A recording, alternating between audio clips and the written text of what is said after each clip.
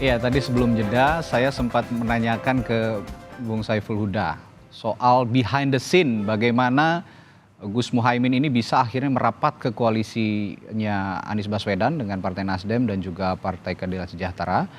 Bagaimana behind the scene-nya dalam hitungan minggu mereka bisa langsung bersama dan akhirnya mendeklarasikan diri. Apa yang terjadi, Mas Huda? Ya, eh, sebenarnya tepatnya ada 1 hari, tepatnya tanggal 28 Agustus, ada dua peristiwa yang saling bertolak belakang memang. Oke, Peristiwa yang pertama adalah PKB melaksanakan Rakornas yang dihadiri oleh semua ketua DPW dan Zoom ketua DPC seluruh Indonesia. Itu terjadi pada siang hari. Waktu itu Gus Imin menyampaikan dalam sambutannya, dalam pidato politiknya, Rakornas kali ini kita tidak akan mengevaluasi menyangkut soal Pilpres. oke, Karena di dalam Pilpres kita tetap solid dengan koalisi KKIR bersama Gerindra. Ini pilihan yang sudah kita tetapkan.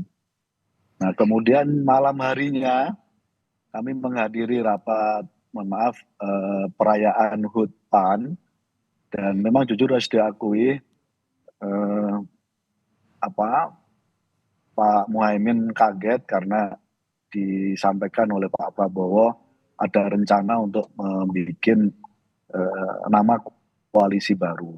Nah, dalam pikiran Gus Imin, ketika koalisi baru di launching itu artinya berarti KKIR secara otomatis dibubarkan. Oke. Nah, itu ada peristiwa yang begitu.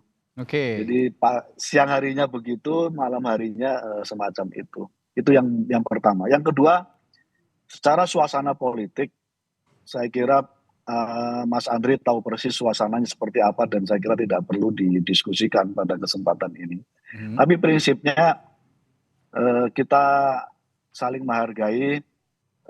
Pak Prabowo apa berkesempatan ingin secepatnya melonsing koalisi baru, kita hargai karena mungkin Pak Prabowo punya hitungan politik yang sudah dihitung oleh beliau dengan koalisi Indonesia Maju itu.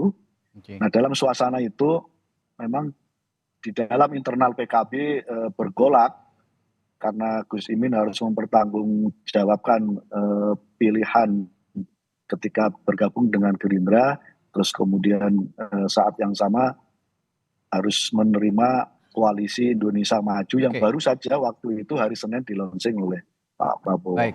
Nah, dalam situasi yang semacam itulah semua ketua DPW, para kiai meminta pertanggungjawaban, Mhm. yang waktu itu kami memutuskan untuk istilah santrinya itu maukuf. Oke. Maukuf itu berdiam, tetap di posisi yang sama, gitu. Nah, dalam proses itulah lalu kemudian ada dinamika yang berkembang sampai hari ini. Baik.